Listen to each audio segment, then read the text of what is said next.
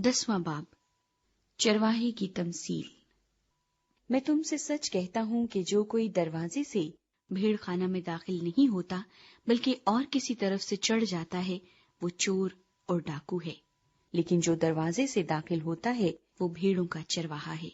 उसके लिए दरबान दरवाजा खोल देता है और भेड़ें उसकी आवाज सुनती हैं और वो अपनी भेड़ों को नाम बनाम बुलाकर बाहर ले जाता है।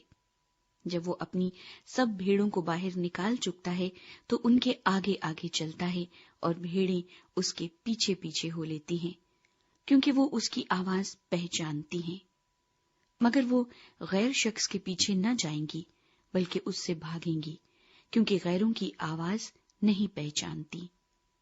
यीशु ने उनसे ये तमसील कही, लेकिन वो ना समझे कि ये क्या बातें हैं जो हमसे कहता है। यीशु मसीह अच्छा चरवाहा।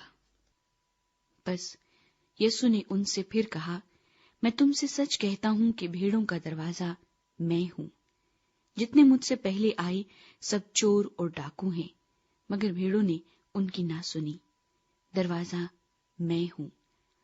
अगर कोई मुझसे दाखिल हो तो निजात पाएगा और अंदर बाहर आया जाया करेगा और चारा पाएगा। चोर नहीं आता मगर चुराने और मार डालने और हलाक करने को। मैं इसलिए आया कि वो जिंदगी पाएं और कसरत से पाएं। अच्छा चरवाहा मैं हूं। अच्छा चरवाहा भेड़ों के लिए अपनी जान देता है।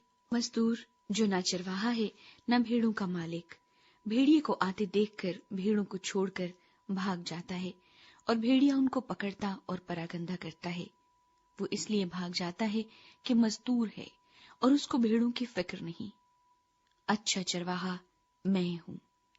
जिस तरह बाप मुझे जानता है और मैं बाप को जानता हूं, इसी तरह मैं अपनी भेड़ों को जानता हूं और मेरी भेड़ें मुझे जानती हैं और मैं भेड़ों के लिए अपनी जान देता हूं। और मेरी और भी भेड़ें हैं जो इस भेड़ खाने की नहीं। मुझे उनको भी लाना जरूर है और वो मेरी आवाज सुनेंगी।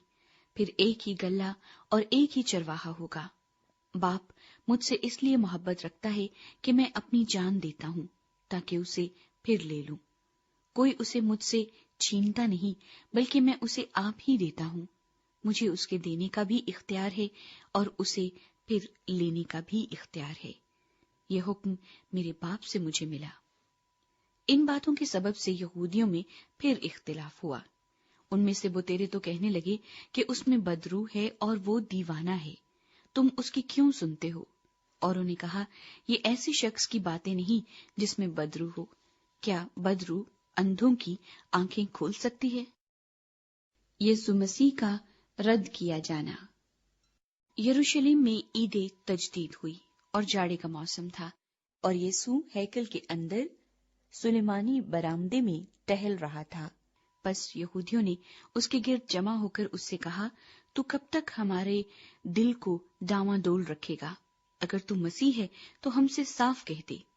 यीशु ने उन्हें जवाब दिया कि मैंने तो तुमसे कह दिया, मगर तुम यकीन नहीं करते।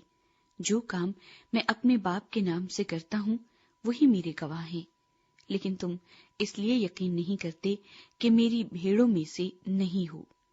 मेरी भेड़ें मेरी आवाज सुनती हैं और मैं उन्हें जानता हूं और वो मेरे पीछे पीछे चलती हैं और मैं उन्हें हमेशा की जिंदगी बख्शता हूं और वो अब तक कभी हलाक न होंगी और कोई उन्हें मेरे हाथ से छीन न लेगा। मेरा बाप जिसने मुझे वो दी है सबसे बड़ा है और कोई उन्हें बाप के हाथ से नहीं छीन सकता। मैं और बाप एक हैं। यहूदियों ने उसे संसार करने के लिए फिर पत्थर उठाए। यीशु ने उन्हें जवाब दिया कि मैंने तुमको बाप की तरफ से बतेरे अच्छे काम दिखाए हैं। उनमें से किस काम के सबब से मुझे संसार करते हो?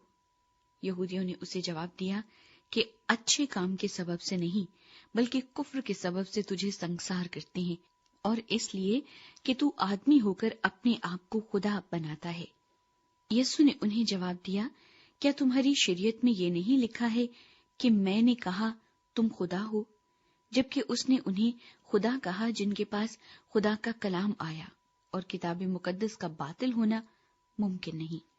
آیا تم اس شخص سے جسے باپ نے مقدس کر کے دنیا میں بھیجا کہتے ہو کہ تو کفر بکتا ہے اس لیے کہ میں نے کہا میں خدا کا بیٹا ہوں؟